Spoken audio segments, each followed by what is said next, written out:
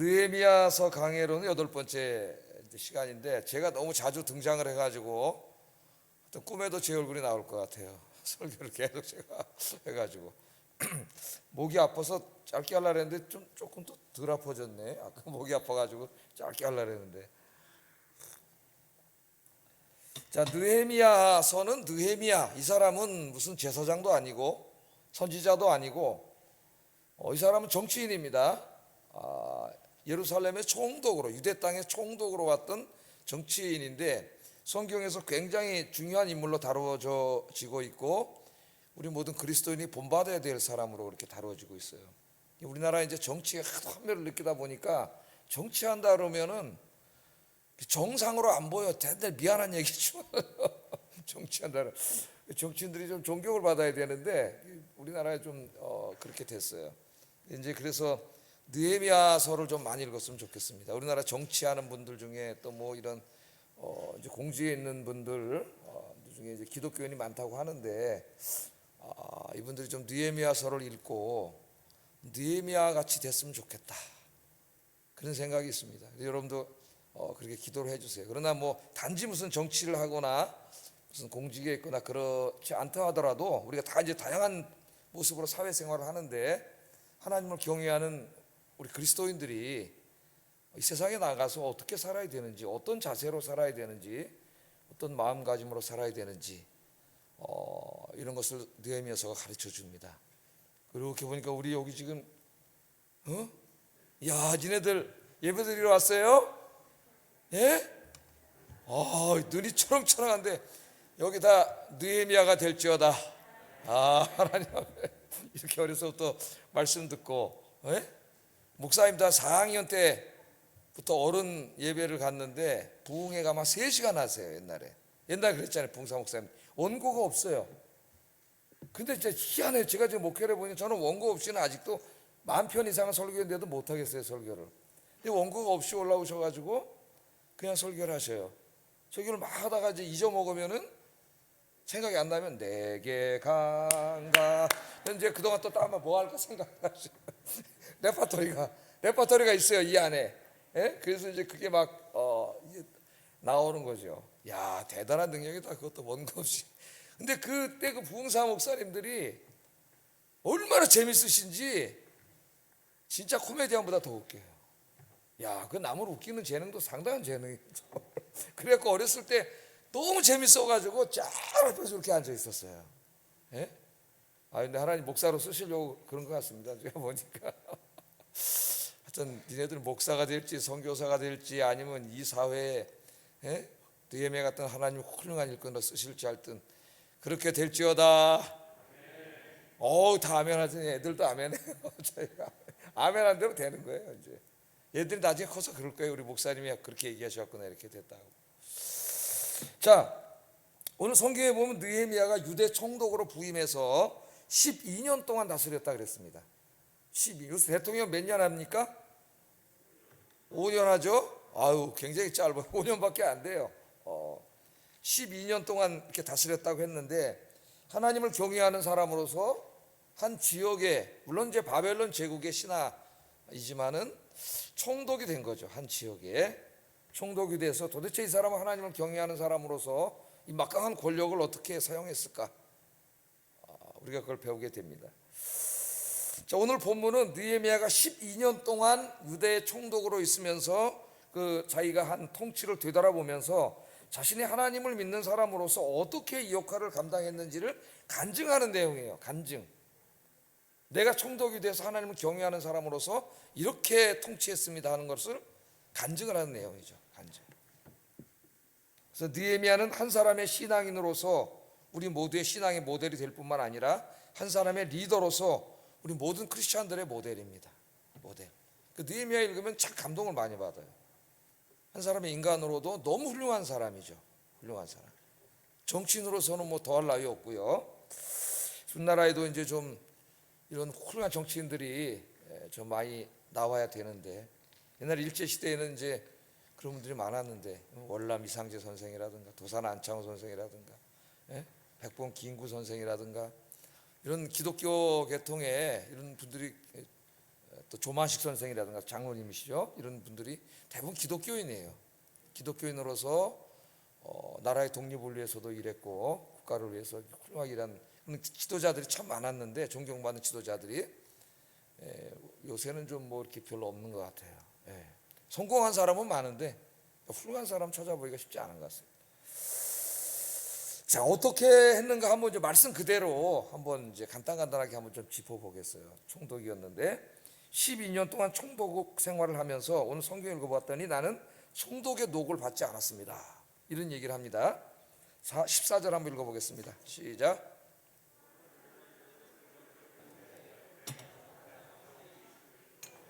제 32년까지 12년 동안은 나와 내 형제들이 총독의 녹을 먹지 않았느니라. 그렇게 얘기를 해요. 자, 12년 동안 총독으로 있었는데 이 재임 기간 동안 총독의 녹을 받지 않았다는 게, 총독으로서 받을 수 있는 그 월급을 받지 않았다, 그런 말이죠. 자, 당시에 느헤미야는 1차적으로는 페르시아의 관리, 페르시아 제국 이게 관리죠, 고위 관리죠. 그러니까 우리 이제 구약 성경을 이해하려면은 제일 고대 사회에 이제 이렇게 아람이라고 하는 나라가 있었고, 그 다음에 바벨론 제국이 있었고, 그 다음에 아수르가 있었고, 그 다음에 바벨론 제국이 있었고, 그 다음에 바벨론이 이제 539년에 망하게 되는데 그때 이제 이 페르시아가 지배하게 되죠. 우리나라 성경에 말 성경에 이제 바사라고 그렇게 번역이 되어 있는데 이사야서에서 굉장히 중요한 주제로 이 부분이 다루어지고 있습니다. 자, 그 이 페르시아가 온 세상을 정복하고 있을 때입니다. 바사 제국이. 자, 그러니까 페르시아 관리였기 때문에 페르시아 정부로부터 월급은 받았어요. 페르시아 고위 관리로서 페르시아에서 주는 그 고위 관료의 월급은 받았습니다. 그런데 총독으로 부임해 보니까 총독은 또 지방의 그 총 책임자 아닙니까? 지역 주민들이 부담하는 총독의 월급이 있었어요. 그 지역에 사는 사람들이 세금을 내서 총독의 월급을 주니까 두 번 받는 거죠. 하나는 이제 페르시아 관리로서 페르시아 제국으로부터 그걸 받았고, 또 총독으로서 이제 주민들이 세금을 내는 월급을 받았어요. 그러니까 이중으로 받은 겁니다. 모든 총독이 그렇게 받았어요. 그러니까 재산을 늘릴 수 있는 절호의 기회, 엄청나게 많이 받는 거죠. 페르시아 관리로서 받는 것만 해도 장관급인데 엄청난데 총독으로서도 받는 건 더 많았을 것 같아요, 제가 볼 때. 자, 당시에 페르시아 정부가 각 지역에 이렇게 이제 총독들에게 세금 징수권을 줬습니다. 대단한 권한을 준 거예요, 세금 징수권을. 그러니까 총독들은 중앙정부인 페르시아 왕을 위해서 왕궁으로 들어가는 세금을 거뒀을 뿐만 아니라 자기가 먹을 세금도 거뒀어요. 자기가 먹을 세금도.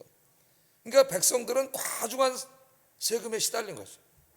우리나라 이제 조선 말에 관리들이 타락을 해가지고 가렴주구를 일삼았다 그러지 않습니까? 부당한 세금을 잔뜩 지워서 갖다나 어려운 국민들의 피를 빨고 그 돈을 받아먹고 그 권력의 자리에 앉아서 떵떵거리며 살았죠. 우리나라 조선 말기 세도 정치 60년 하면서 하여튼 안동김 씨는 좀 회개해야 돼요, 내가 볼 때.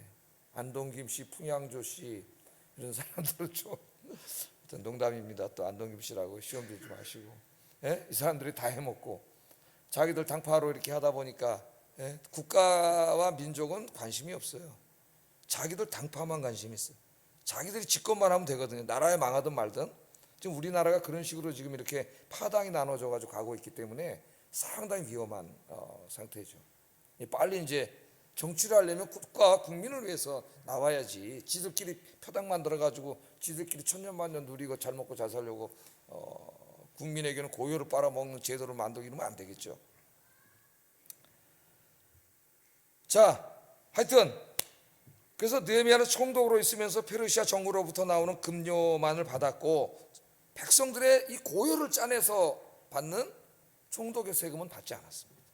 그 세금이 그만 감면되겠죠. 받지 않았어요.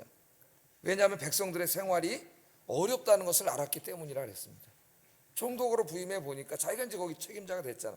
백성들의 삶이 너무 어렵잖아요. 지난 시간에 공부했듯이 더더군다나 흉년까지 들어가지고 너무나 어려운 상황에 있는 걸 알면서 어떻게 그 월급을 받고 또 그들의 세금을 받아서 자기 부를 축적을 하겠습니까? 그래서 그걸 하지 않았다는 거예요.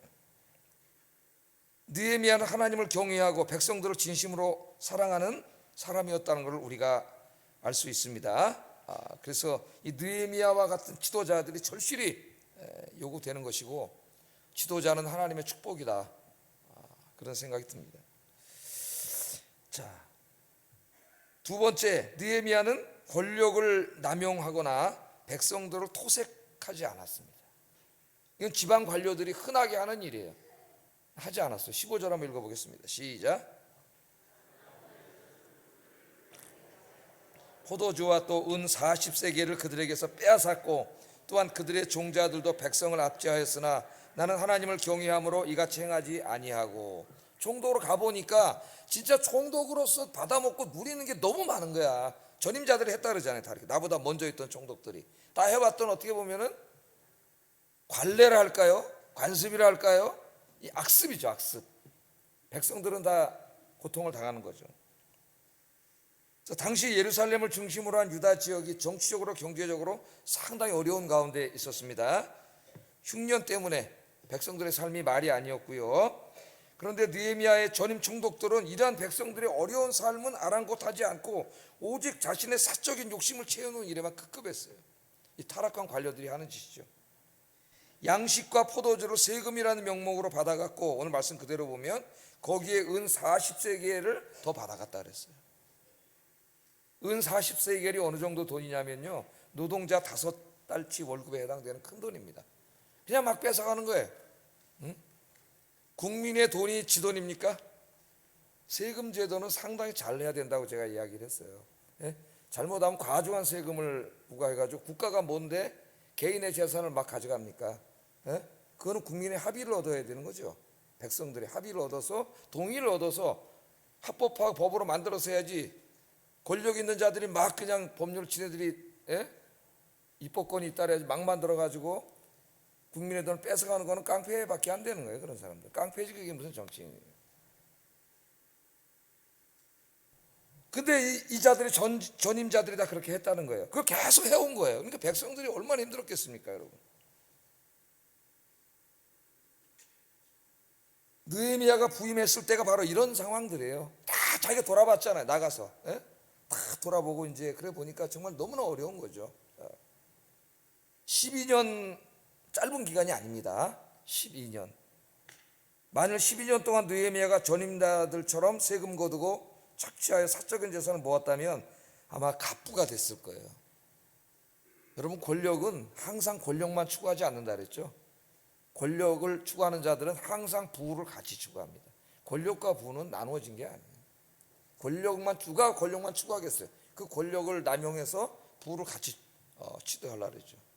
요새같이 민주화된 사회에서도 그래서 뒤에서 몰래 뇌물 받아 먹다 걸리는 거예요. 뇌물 받아 먹다. 갑부가 되는 건 너무 쉬운 일이었는데 느헤미야는 그게 뻔히 보이고, 그걸 뭐 자기가 새로 만든 것도 아니에요. 그냥 하던 거예요.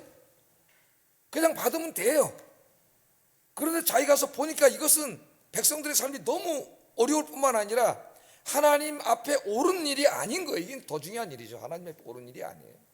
엄청나게 많은 돈이 들어오지만 하나님 앞에 옳은 일이 아니에요. 그래서 그렇게 하지 않았다 그래요. 그러면서 뭐라 그래요? 나는 하나님을 경외하는 사람이었으므로. 그 말씀이 나오죠. 나는 하나님을 경외하는 사람이었으므로.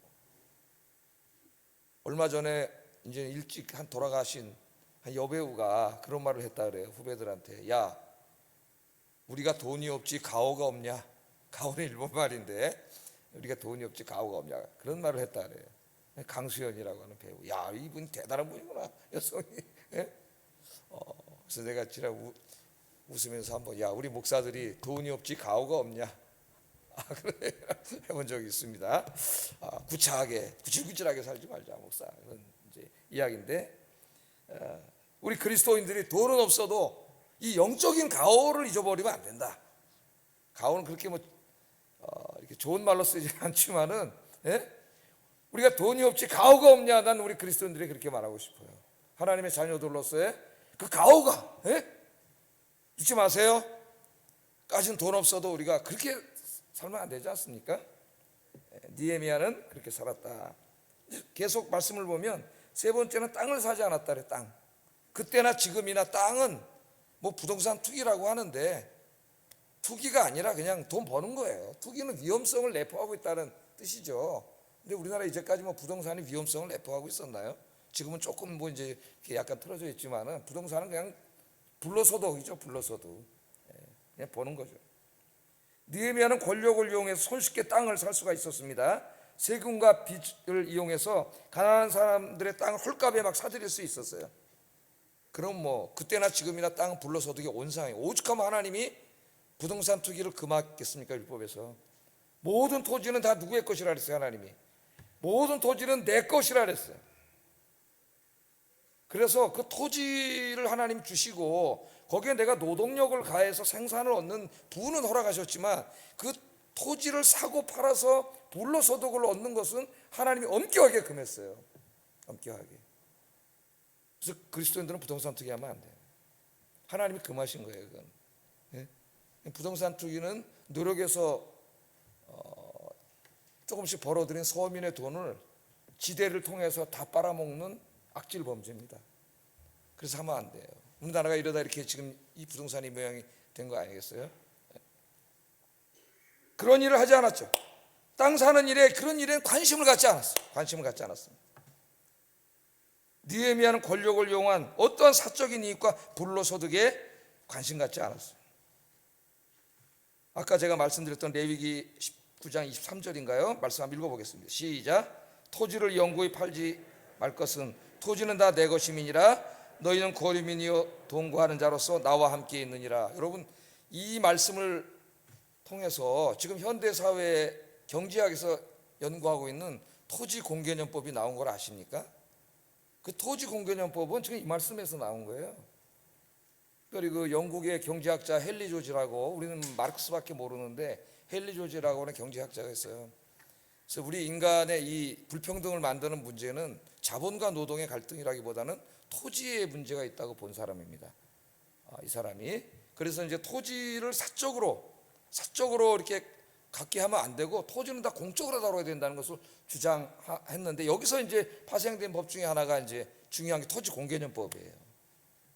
왜 토지공개념법을 만들었겠어요? 그렇지 않으면 땅 가지고 장난쳐가지고 불로소득이 엄청나게 많아지는 거죠. 그 얘기 다 하면 너무 길어지고, 제가 학생 운동할 때도 이제 그런 운동을 했던 사람인데, 그래서 하나님은 열심히 일해서 그 돈이 몇 푼이라도 그렇게 자기 노동을 해서 일을 해서 먹고 살게끔 허락을 해주신 것이지 불로소득을 통해서 소득을 얻지 못하게 하시죠. 그런데 이제 이 말씀을 듣지 않습니다. 나중에. 그래서 이사야 5장에 보면은 이스라엘 하나님이 모든 지파에게 나눠준 땅이 일부의 권력자들과 부자들에게 다 속해져요. 우리나라 민유지의 70%를 3%의 사람이 가지고 있는 걸 아십니까, 여러분?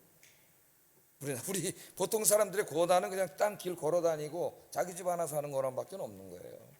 예? 자, 하여튼 그래서 불로소득은 금했는데 이사야서 5장에 보면은 이 권력자 부자들이 땅을 다 차지, 우리나라처럼. 예? 그래서 하나님 뭐라 그러냐면 가옥에 가옥을 더하고 전토에 전토를 더하는 자들에게 하나님의 심판이 있을 것이라고 이야기해요. 다양하고 교묘한 방법으로 이웃들의 땅을 홀값으로 사들이고 다 차지한 거죠. 계속 부동산, 요새는 좀 거꾸로 이제 얼어붙어 있는데, 우리나라가 너무 지나치게 좌파 정책을 하다 보니까 이제 얼어붙어 있는데, 그런 일들이 막 벌어지고 말았어요. 느헤미야는 하나님을 경외하는 사람이었기 때문에 항상 하나님의 말씀을 앞에 놓고 살았다는 거예요. 지금 우리가 이걸 배우자는 거예요. 예? 아까 제가 그랬잖아요. 돈이 없지 가오가 없냐. 진짜 나쁜 말이지만은 그리스도인으로서 쪽팔리게 살지는 말자. 제가 그런 얘기합니다. 나쁜 말이지만은, 예? 하나님과 자신 앞에 쪽팔리게 살지 말자. 돈이 없어도, 예? 가오가 있어야지, 그리스도인들이. 그 다음에 계속 성경 말씀을 보면은 외교나 의전에 드는 연회 비용은 다 자비로 감당을 했어요. 자비로. 세금으로 감당하지 않고. 이것도 17절 18절 한번 읽어보겠습니다. 시작. 유다 사람들과 민장을 150, 그 외에도 우리 주위에 있는 이방 족속들 중에서 우리에게 나온 자들이 있었는데 매일 나를 위하여 소 한 마리와, 자 보세요, 밥상에 올라오는 거, 소 한 마리와 살찐 양 6마리를 준비하여 닭도 많이 준비하였고 열흘에 한 번씩은 각종 포도주를 갖추었나니 비록 이같이 하였을지라도 총독의 녹을 요구하지 아니하였음은 이 백성의 부역이 중함이었더라. 밥상을 받아보고 보니까 말이죠. 그리고 이제 그 총독을 하다 보니까 연회를 자주 열어야 되는데 여기 뭐 어마어마한 게 올라오잖아요. 예? 이게 매일 상으로 올라오는데 백성들의 삶은 지금 너무나 어려운데 지난 시간에 뭐 심지어 어떤 사람은 애까지 노예로 끌려가고 막 이런 상황인데 권력을 잡은 자들이 계속 이 짓거리를 하고 사는 거예요. 이거를. 그러니까 느헤미야가 와서 이걸 밥상을 보고 깜짝 놀란 겁니다. 이 모든 것을 이제 꼭 필요한 연회, 필요 없는 것은 없애버리고 필요한 것은 세금을 걷지 않고 자기 돈으로 한 거예요. 백성들의 삶이 너무 어렵기 때문에 그렇게 해서 그것을 다 치렀다고 오늘 고백을 하고 있습니다. 그러니까 오늘날 그리스도인들이 본받아야 할 모습이다. 어디 가서 무슨 일을 하든지 간에 이런 마음으로 살아야 된다. 우리나라의 공직자들이 아직도 공직의 자리를 개인의 사적인 이익을 추구하는 자리로 생각하는 사람들이 많은 것 같아요. 이게 안타까운 일이죠. 닉슨 대통령 시절에 국무장관을 지냈던 그 유명한 헨리 키신저는 국무장관이 된 후에 수입이 10분의 1로 줄어들었습니다. 장관 맡기 전에 돈 많이 벌던 사람이에요. 근데 장관을 맡아서 10분의 1로 줄어들었어요. 자기 조국과 민족을 위해서 일하는 것을 더 영광으로 한 거예요.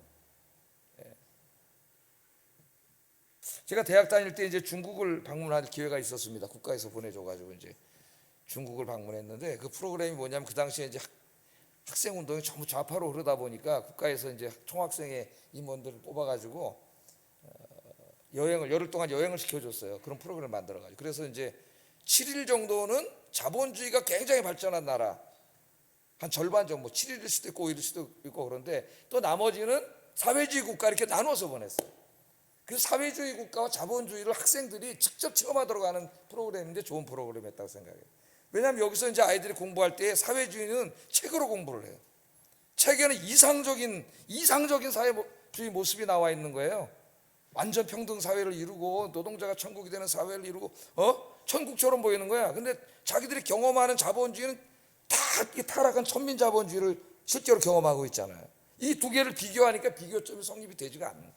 그러니까 직접 가서 이제 사회주의 국가와 자본주의 국가를 보는 거죠. 사회주의 국가가 보면 하향 평준화가 돼 있고 자본주의 국가는 상향 평준화가 돼 있어요. 유럽에 가보면. 그래서 스스로 깨닫게 하는 그런 프로그램이었는데 제가 이제 중국과 홍콩과 대만과 저는 이제 이쪽을 이렇게 가게 됐는데 그 대만에 이제 가게 됐는데 손문, 그 유명한 손문 선생 사당을 방문하게 됐어요. 손문은 이제 독실한 그리스도인이죠. 독실한 그리스도인으로서 하나님의 정의로 중국 사회를 개혁해 보려고 했는데 삼민주의 유명하잖아요. 근데 이제 실패한 거죠. 손문이 성공했다면 오늘날 중국이 저렇게 공산화되지는 않았을 거예요. 아마 제 생각에는. 근데 손문 선생이 이제 그 사당에 갔더니 그 큰 문 현판에 이렇게 써 있더라고요. 뭐예요 이게? 천하위공. 너무 훌륭한 말입니다. 천하는 공을 위하여.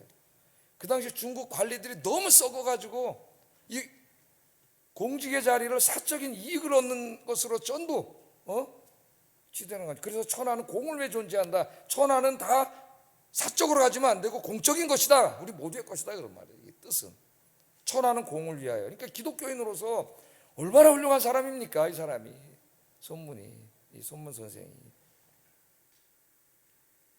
느헤미야 같은 사람, 뭐 공직자가 아니더라도 어디 가서도 우리 그리스도인 그렇게 살아야 돼요. 느헤미야는 이런 일에 신경 쓰지 않고 오직 하나님이 맡겨주신 사명에만 집중을 했다래 자기는. 16절 읽어보겠습니다. 시작.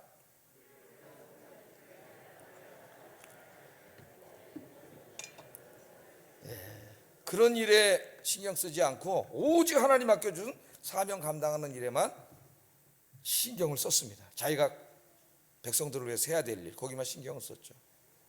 오래전에 금남새 선생이 얘기하는 걸 들었는데 대만의 그 교향악단을 다 이렇게 이제 지휘를 오케스트라 하는데 자꾸 저쪽에 바이올린 하나가 틀리더래요. 자꾸 하는데 자꾸 틀려.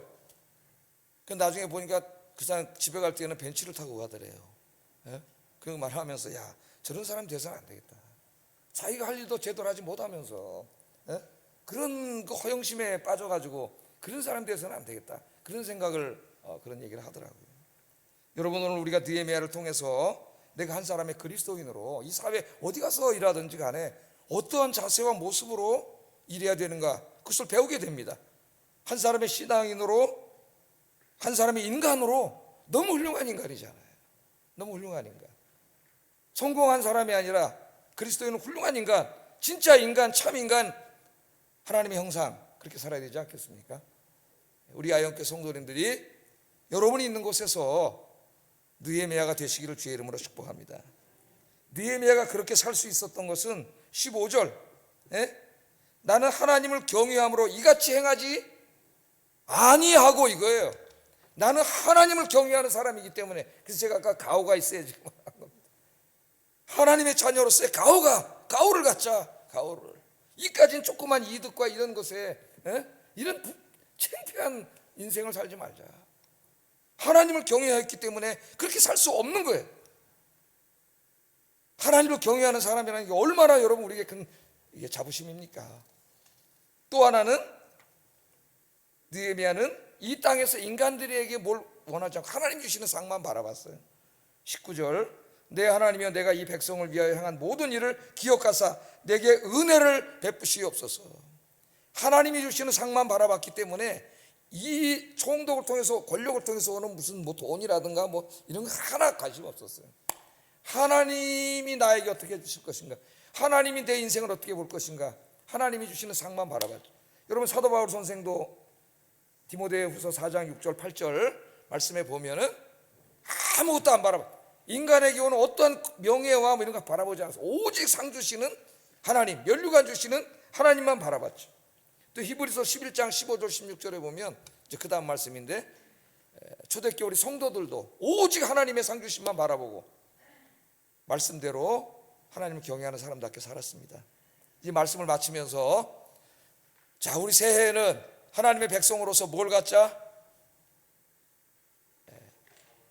가오라 그러면 안 되고 이제 자부심을 갖자. 자부심을 갖자. 우리가 하나님의 백성으로서 돈은 없지만 가오가 없냐? 제가 잊어먹지 말라고 굳이 그리스도인들이 되시기를 주의 이름으로 축복합니다. 기도하겠습니다.